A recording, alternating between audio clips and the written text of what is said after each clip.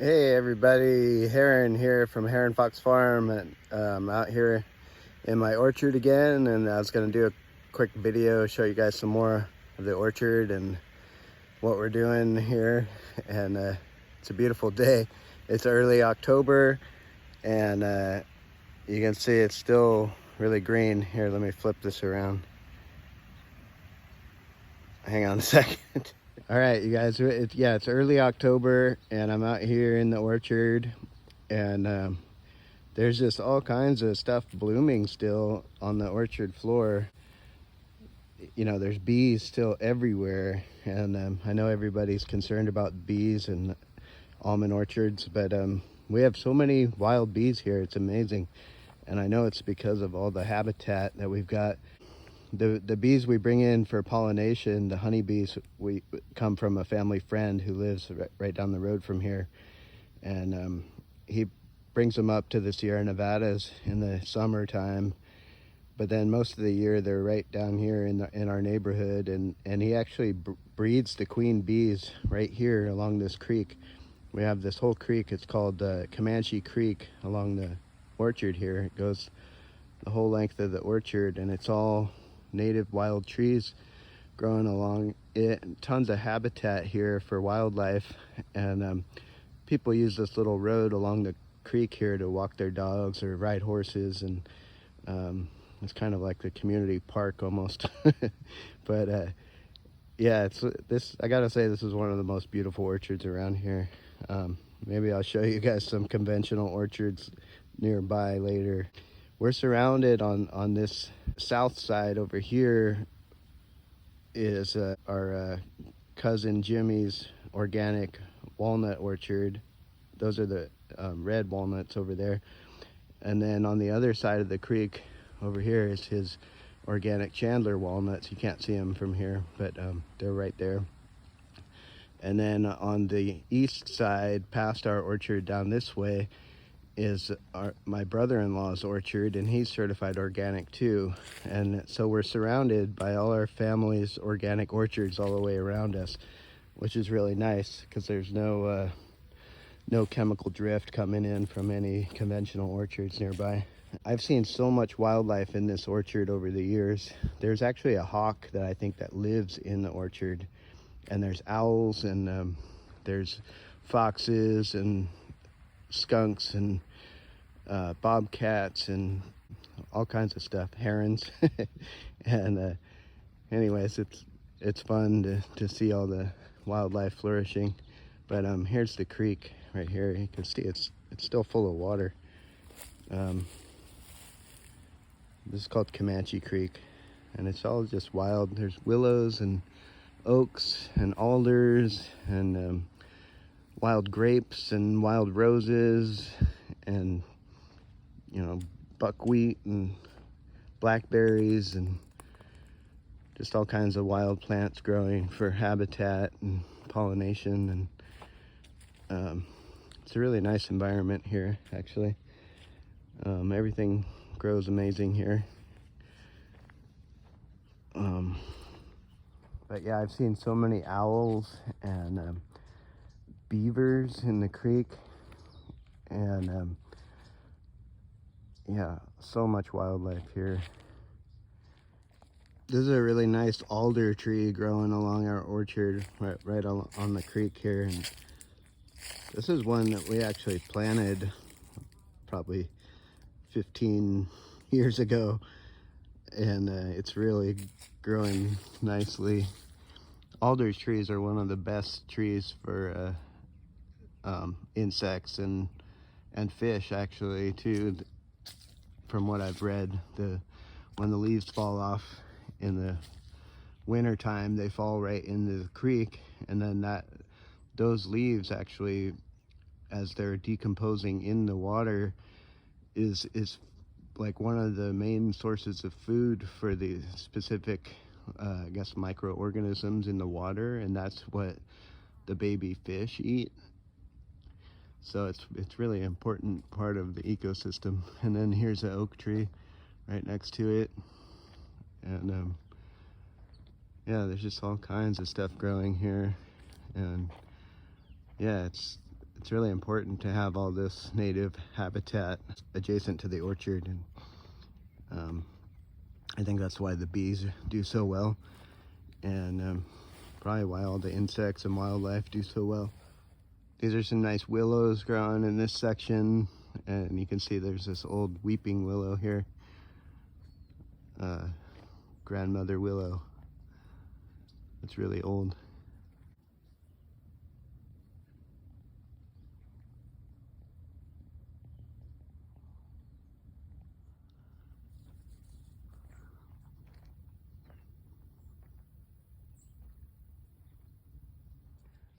So from what I understand, this is one of the oldest organic almond orchards anywhere. And my father-in-law was the pioneer of organic almond farming. And this orchard's actually been certified organic since 1997, I believe. So about 25 years. And we're actually going to replant part of the orchard this year, because about 25 years is getting pretty old for an almond tree. I mean, they can live a lot longer, but they start to decline, and it's best to replant them before they get too bad. Although these are still pretty healthy, so most of these trees will keep for another 5 years probably. Over here is our solar system for our pump. Our well is right here, and on top of that roof there is a huge solar system. And underneath it I have some old vehicles that I've collected, and pile of firewood and stuff. And then there's a little garden right here that some neighbors all take care of when they, need a little extra gardening space. Sounds like a woodpecker over there somewhere. These are a couple old international travelogues that I picked up for cheap years ago, and I was gonna restore them. Maybe someday I'll get to them. But I have a collection of old internationals. They're pretty cool. That's a 73, and then there's a 74. Anyways, they're just stored here temporarily.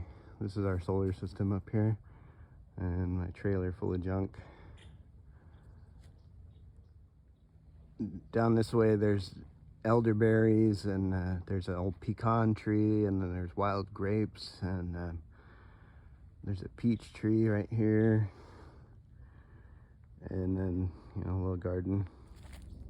Yeah, another thing I wanted to show you guys is at the end of the rows here, these drip lines that come up, and they're buried on both sides of the rows, 4 feet out from the trunk, and it's all buried, underground drip system. It really saves so much water because there's no evaporation and no wind loss. It's all, basically when we water, you don't even know, you can't even see any water on the surface. It just goes straight down to the roots. And then, like I said in a previous video, we have these ground probes that measure the moisture down to 4 feet at different levels, and it charts it all on a graph and shows us where the moisture is at, how much water we should water, and when we should water. So there's no wasted water at all. Yeah, it's amazing. And then we also have this solid set sprinkler system too. The sprinklers we use for frost protection. Basically, when the trees are blooming in late February, early March, we can still get pretty hard frost, and by turning on the sprinklers, it helps protect from the frost. Basically, it's not 100% effective, but it definitely helps. And so we'll run the sprinklers then just for frost protection for a few weeks, right during bloom and just after bloom. And actually this year they got hit with a hard frost, and we definitely had a pretty big loss. So that's why we have the sprinklers here. And then yeah, like I said before, we're not watering this orchard again till next May. These trees are starting to go dormant right now. And actually, if we did water them right now, it would potentially trigger them to put on new growth, and then that would be all tender, and then it would get fried by the frost in the wintertime. So that would be detrimental to actually water the trees now. Right now we want them to go dormant and get a long winter rest before growing next year. So yeah, there's no need to water these trees anymore this year, and we haven't watered them since August. So that's like most of the year we're not watering the orchard at all. So there's all this misinformation about almonds and how much water it takes to grow them, and I'm trying to show the proof that they really are drought tolerant trees, and it doesn't take nearly a gallon of water to grow an almond. It never has, at least not for me. There's this huge disinformation campaign against almonds. Yeah, I just don't understand why. I'll probably tie this video in with another clip of these results that we got from this study with the universities about the regenerative almond farming, and it's all about the soil. What regenerative almond farming means is the soil ecology, and it's plants everywhere. It's the orchard floor covered with plants. You know, all these plants, they get mowed when we mow, and they die in the wintertime, and all that organic matter just goes directly into the soil. And we don't till at all. There's no need to till the soil, just like a forest, where the vegetation on the forest floor has a cycle, and it's composted and put back into the soil, just as part of natural process. And then also next month in November, we'll be spreading like 6 tons of compost per acre. So it'll be like 2 huge semi-truck loads of compost that will spread across the entire orchard. And then the rains water that in. The point of the compost is to build the soil. It's to feed the soil, microorganisms, which in turn digest that organic matter, and then they make nutrients available to the trees. And that's how the trees grow. That's how the nuts grow. That's where they get their nutrients. There's no chemicals involved. Nothing like that is needed. I don't understand why people can't get this concept. It's pretty simple, basically. So yeah, you can see that the almond trees are starting to lose their leaves. Like, it's fall now, and they're going dormant. But these trees are not dying. They're just going dormant. And they don't need water right now. In these news stories about almonds and how much water they take, they show these images of orchards with dead trees and trees ripped out and laying on the ground, and they claim that they just died from the drought. But I don't think they did. I think what happens is the farmers just replant the orchards at a set interval, and like I said, these ones, we get 25 years out of these easily. Maybe some of these trees we'll get 30 years out of, but a lot of the big conventional orchards, they'll replant after 15 years. Often they want the most yield possible, and so they pump them with chemical fertilizers, and they use Roundup on the orchard floor, and the trees just don't live as long. It's pretty obvious. But yeah, that when you see dead almond trees, that's just a farmer replanting the orchard. The trees didn't just die from a drought. That's a bunch of BS. So yeah, that's the little tour of the orchard there. I hope you guys like that, and I'm gonna keep making some more videos, and I'm gonna show you how amazing the soil is here, what we've done over the years, and show you the difference compared to the conventional orchards, and I think you'll like that. So stay tuned.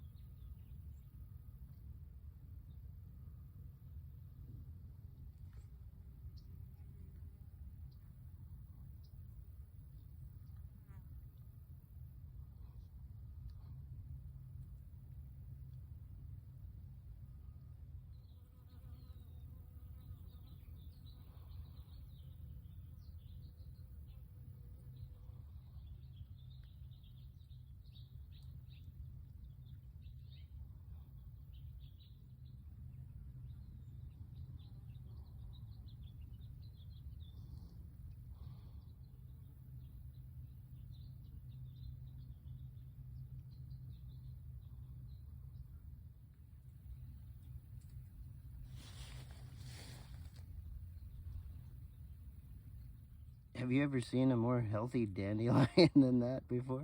I don't think I have.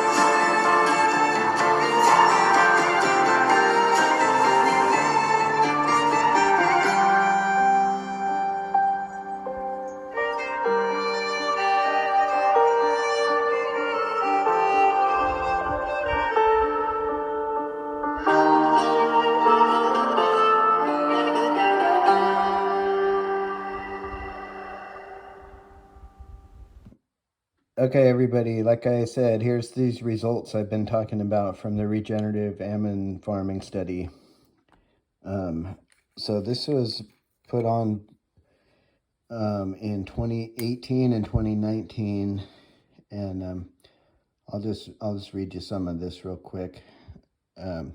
New research shows regenerative almond production systems improve soil health and increase carbon sequestration, water infiltration rates, and biodiversity.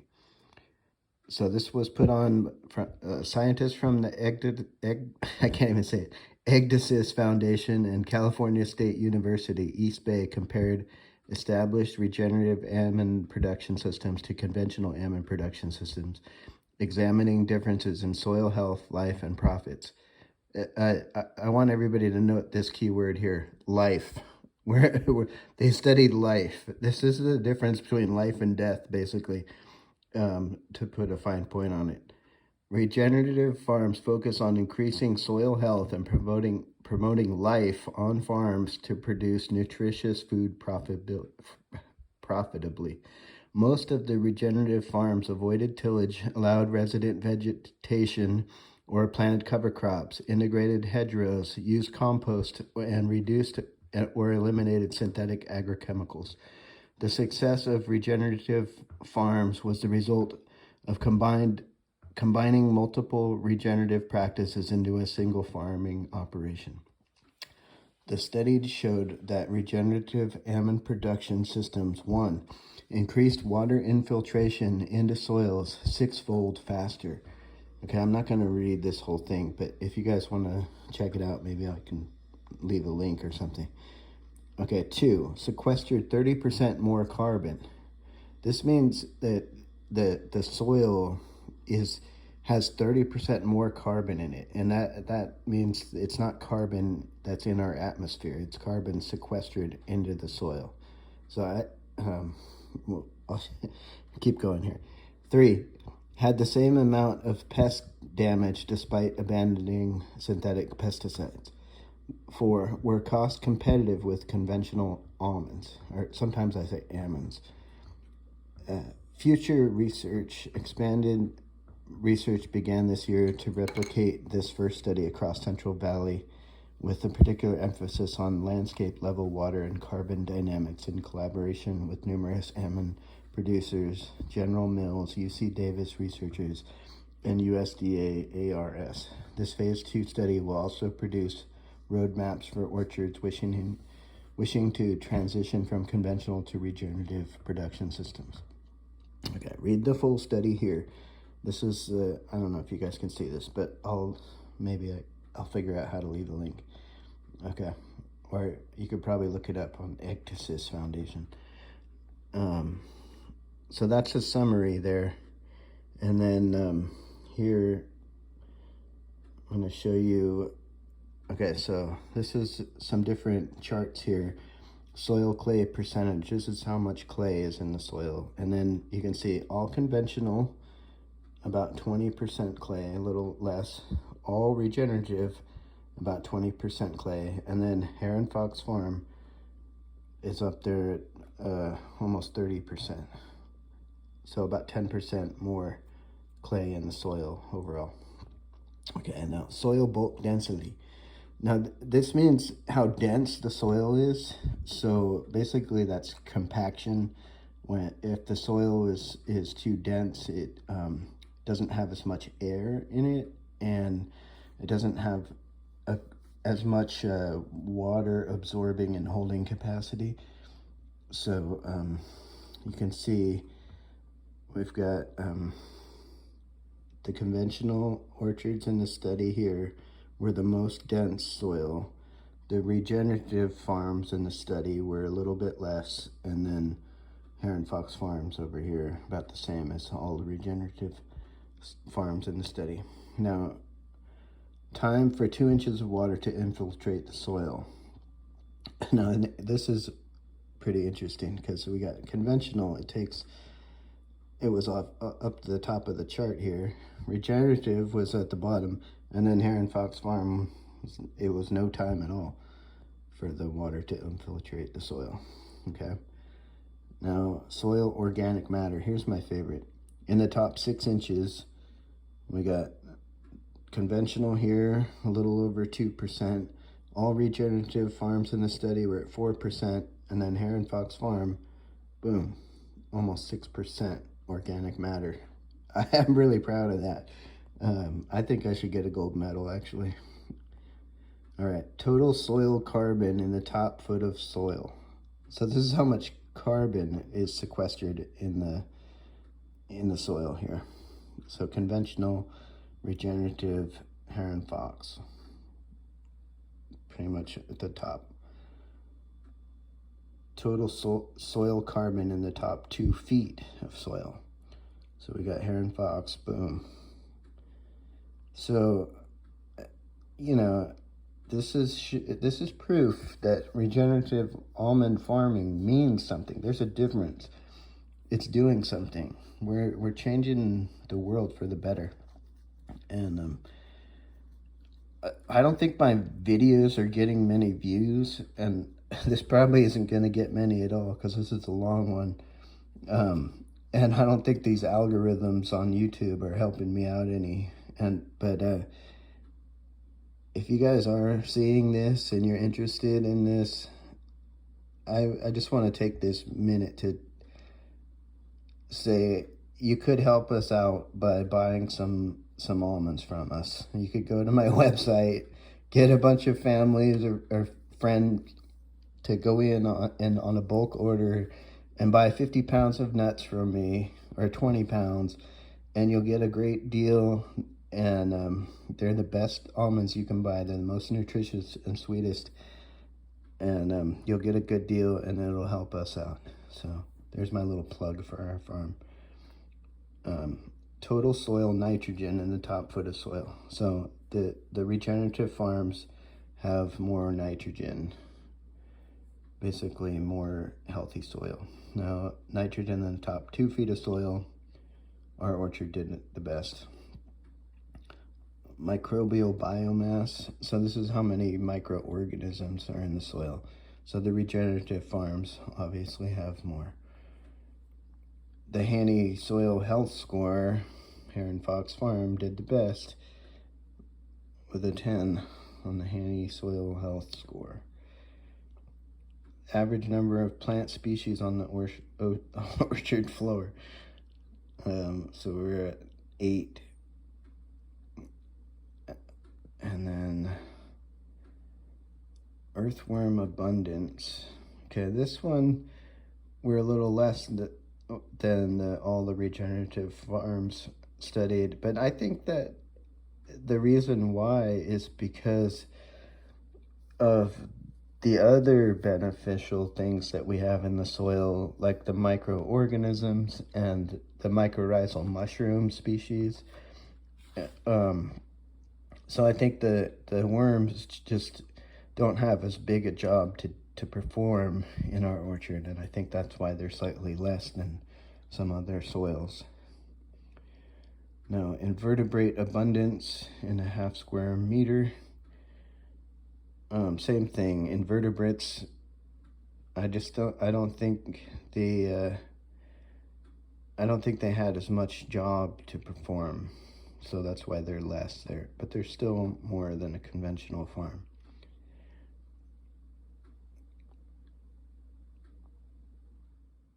Okay, so here's percent of nuts without pest damage. So we had the most pest damage on our farm, but I'm kind of proud of that, actually. Yeah, that's nothing to be ashamed of. Yields per acre. Okay, so here we have, our farm had the lowest yield out of all these farms. Less than 1,000 pounds per acre. So, but then cost per acre, our costs were the most. And then profit per acre,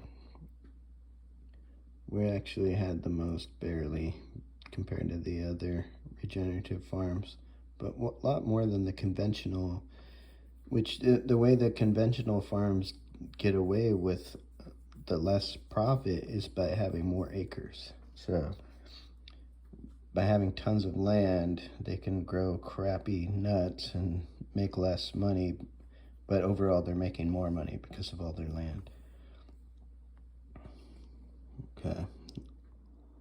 Okay, so here's the actual published results that were submitted for peer review. So we got regenerative almond production systems improve soil health, biodiversity, and profit. And I don't have time to read this whole thing right now to you guys, but probably don't want to listen to me anymore anyways, unless you want to go to sleep. But yeah, you guys are welcome to check this out too if you're interested. Probably most people aren't gonna care that much, but just wanted to show you this real quick. This is the regenerative matrix score. So this is for each regenerative practice that the farm is doing. They get 1 point, so there's 9 points total. And you can see the top row here, Chico Sonoras, that's the variety that they studied in 2018 on my farm, and we got the score of 8. So the only practice where we didn't participate or use on our orchard is grazing animals. Yeah, we don't have any animals in our orchard except wild stuff. We're not grazers. And then towards the bottom here, Chico nonpareils, that's another one of our varieties. And same thing, we get the score of 8 out of 9. And you can see only a couple other orchards got a score of 8. Yeah, only one other farm. So yeah, that's pretty cool. Okay, soil nutrients in regenerative and conventional orchards. So here's soil pH is about the same, a little bit actually less acidic in the regenerative orchards. But down here we've got yeah, organic matter, that's the big one. See, conventional 2.39, regenerative 3.88. So that's a huge difference in organic matter, which I think is one of the most important things. So and then we got this phosphorus right here, 55 in the conventional and 157 in the regenerative. And then calcium, 615 in the in the conventional, and 897 in the regenerative orchards. So that's a big difference in calcium. And then we got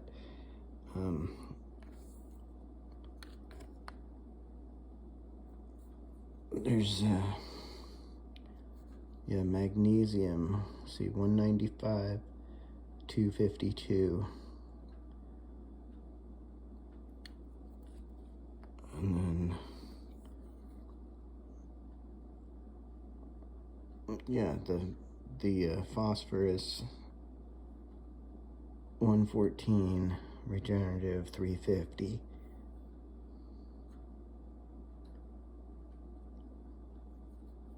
So Hanny test score 5.47 to 8.16. So I mean, these are pretty impressive results, I think.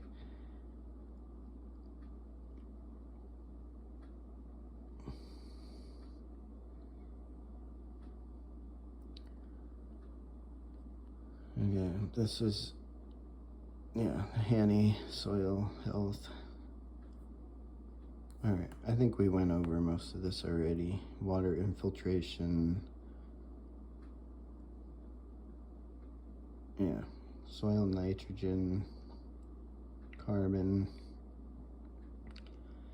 I don't know, there's no denying that regenerative farming is real. It's not just a buzzword. It's not just a word that to replace organic. I mean, organic, that means something too, but regenerative, I think, is the study that is gonna pave the way for the future.